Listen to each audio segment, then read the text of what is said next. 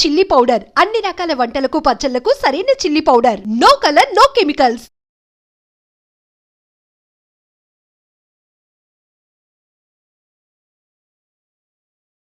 Hello, అందరికీ నమస్కారం.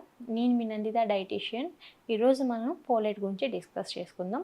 Folate are folic acid లేదా వైటమిన్ B9 ఈ న్యూట్రియంట్ అనేది ఎంత ఇంపార్టెంటో మనం ఈరోజు తెలుసుకుందాం. చాలామందికి తెలీదు, చాలామంది వైటమిన్ B9తో డెఫిషియన్సీతో సఫర్ అవుతూ ఉంటారని. సో వైటమిన్ B9 అనేది చాలా చాలా చాలా important vitamin for our body function.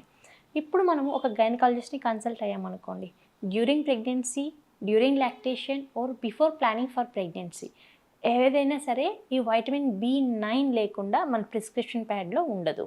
So tablet అనేది అంత ఇంపార్టెంట్ అనమాట. ఇదే మన ఫుడ్ రూపంలో తీసుకుంటే మనకు వచ్చే బెనిఫిట్స్ అయితే తెలుసుకున్నాం. సో ఫోలిక్ యాసిడ్ డెఫిషియన్సీ వల్ల most of the people suffer from anaemia. So రక్తహీనతతో సఫర్ అయ్యే వాళ్ళు ఎక్కువగా వైటమిన్ B9 ఎలా ఉందో కూడా తెలుసుకోవాలి. ఈ వైటమిన్ B9 డెఫిషియన్సీ వల్ల రక్తహీనత అంటే హిమోగ్లోబిన్ లెవెల్స్ చాలా తక్కువగా ఉండే ఛాన్సెస్ ఉంటాయి.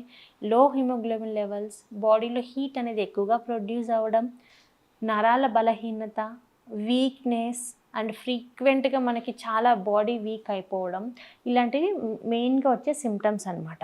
అంటే రక్తం తక్కువగా ఉన్నా, నరాల బలహీనత ఉన్నా, మనకి ఫ్రీక్వెంట్గా వీక్నెస్ ఉన్నా, కళ్ళు తిరగడం లాంటివి ఎక్కువగా జరుగుతూ ఉన్నా, హెయిర్ ఫాల్ ఎక్కువగా ఉన్నా, స్కిన్ అనేది పేల్గా ఉన్నా, ఇదంతా వైటమిన్ B9 డెఫిషియన్సీ అని చెప్పచ్చు.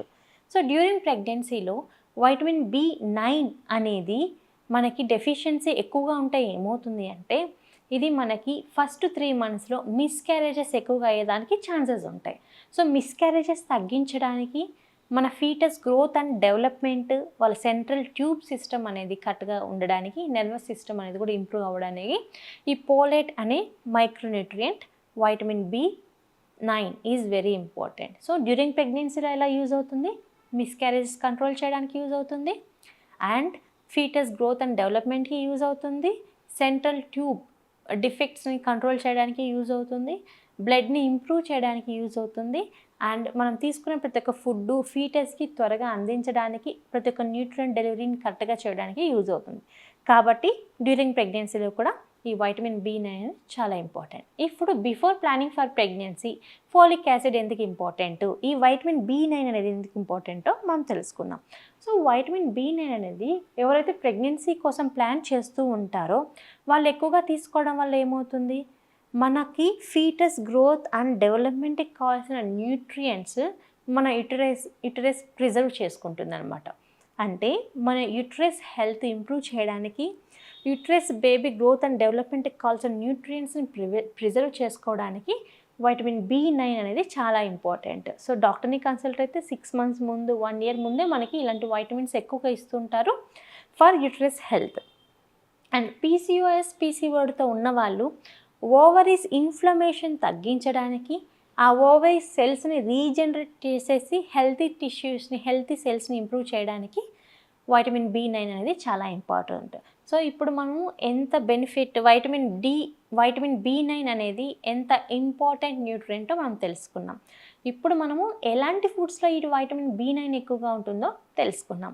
ఎక్కువగా మనము అవకాడో కానివ్వండి, ఎక్కువగా మనకి బెండకాయలు అంటాం, లేడీస్ ఫింగర్, ఓకే, బెండకాయలు, కొత్తిమీర, పాలకూర, దీంతోపాటు రాగులు, సజ్జలు అండ్ పప్పుల్లో ఏ పప్పు అయినా సరే చాలా మంచిగా ఫోలిక్ యాసిడ్ ఉంటుంది. ఎక్కువగా కందిపప్పు ఎక్కువగా తీసుకోవడం వల్ల మనకి ఏమవుతుందంటే మన బాడీకి కావాల్సిన మంచి ఫోలిక్ యాసిడ్ అనేది దొరుకుతుంది.